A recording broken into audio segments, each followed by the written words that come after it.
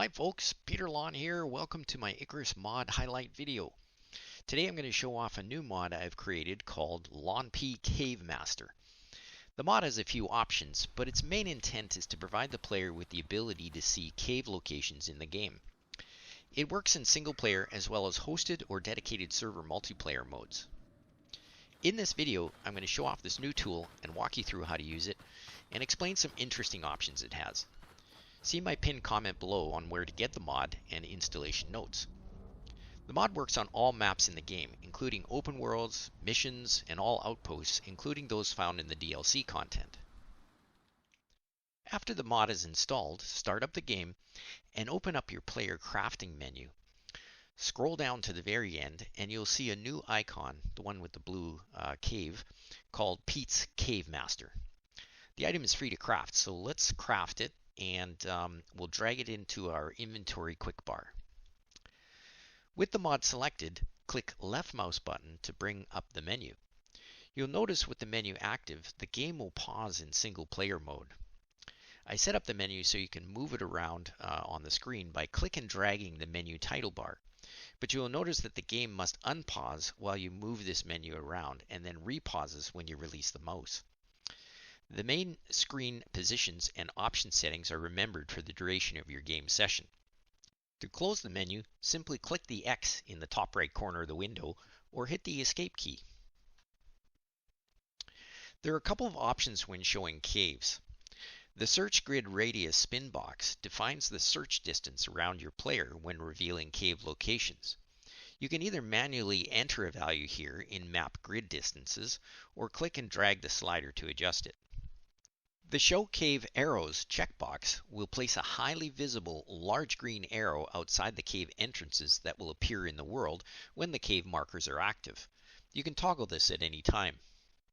I'll keep the search distance to 2 grids, so now let's click the Show Caves button. The menu will auto-close, and what we'll do is bring up the map, and you can see the cave location markers now within a 2 grid distance from my player. As indicated by the blue cave icons. The markers behave similar to the portable beacons in the game, and they'll show up in the HUD up here when you're within range of the nearby markers.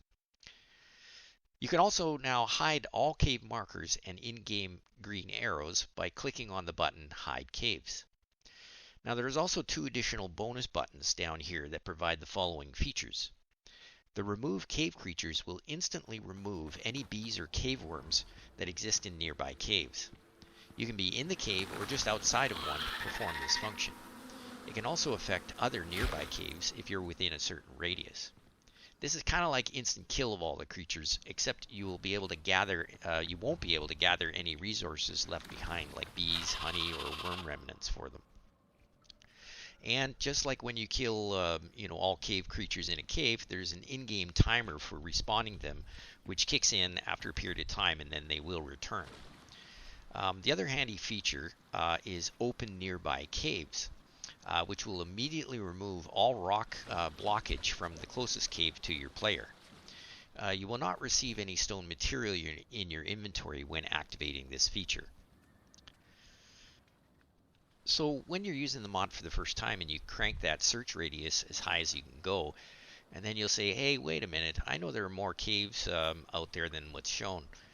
And this is due to the fact that there's level streaming in the game, which only will allow showing cave locations that are currently loaded in memory near the player.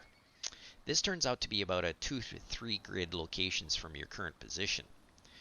After discovering this, I tasked myself with figuring out a system to retain the cave locations you reveal with this tool across all areas of the map as you explore.